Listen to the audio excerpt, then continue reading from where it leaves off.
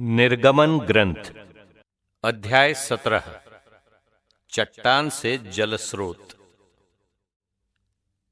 इस्राएलियों का सारा समुदाय प्रभु की आज्ञा के अनुसार सीन की मरुभूमि से चल पड़ा और बीच बीच में पड़ाव डालकर रफीदीम पहुंचा।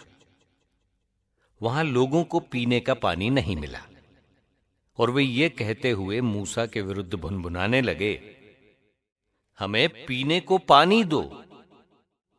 मूसा ने उनसे कहा, तुम मेरे विरुद्ध क्यों भुनभुनाते हो? ईश्वर को चुनौती क्यों देते हो? लोगों को बड़ी प्यास लगी और वे ये कहकर मूसा के विरुद्ध भुनभुना रहे थे, क्या आप हमें इसलिए मिस्र से निकाल लाए कि हम अपने बाल बच्चों और पशुओं के साथ प्यास से मर जाएं? मूसा ने प्रभु की दुहाई देकर कहा, मैं इन लोगों का क्या करूं? ये मुझे पत्थरों से मार डालने पर उतारू हैं। प्रभु ने मूसा को यह उत्तर दिया, इज़राइल के कुछ नेताओं के साथ साथ लोगों के आगे आगे चलो। अपने हाथ में वो डंडा ले लो जिसे तुमने नील नदी पर मारा था और आगे बढ़ते जाओ। मैं वहां होरेब की उस चट्टान पर तुम्हारे सामने खड़ा रहूंगा। तुम उस चट्टान पर डंडे से प्रहार करो, उससे पानी फूट निकलेगा और लोगों को पीने को मिलेगा। मूसा ने इज़राइल के नेताओं के सामने ऐसा ही किया।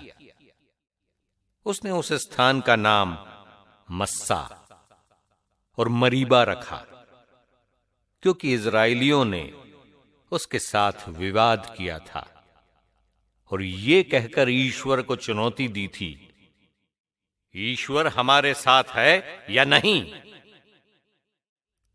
अमालेकियों से लड़ाई। अमालेकी लोगों ने आकर रफीदीम में इज़राइलियों पर आक्रमण किया। मूसा ने योशुआ से कहा, अपने लिए आदमी चुन लो और कल सुबह अमालेकियों से युद्ध करने जाओ। मैं हाथ में ईश्वर का डंडा लिए पहाड़ी की चोटी पर खड़ा रहूंगा। मूसा के आदेश के अनुसार योशुआ अमालेकियों से युद्ध करने निकला और मूसा, हारून तथा हूर पहाड़ी की चोटी पर चढ़े। जब तक मूसा हाथ ऊपर उठाए रखता था तब तक इज़राइली प्रबल बने रहते थे और जब वो अपने हाथ गिरा देता था तो अमालेकी प्रबल हो जाते थे। जब मूसा के हाथ थकने लगे तो उन्होंने एक पत्थर लाकर भूमि पर रख दिया और मूसा उस पर बैठ गया। हारून और हूर उसके हाथ संभालते रहे, पहला इस ओर से और दूसरा उस ओर से। इस तरह मूसा ने सूर्यास्त तक अपने हाथ ऊपर उठाए रखे। योशुआ ने अमालेकियों और उनके सैनिकों को तलवार के घाट उतार दिया। इस पर प्रभु ने मूसा से कहा, इस घटना की स्मृति बनाए रखने के लिए ग्रंथ में लिखो और योशुआ को सुनाओ। मैं पृथ्वी पर अमालेकियों का नाम निशान नहीं रहने दूंगा।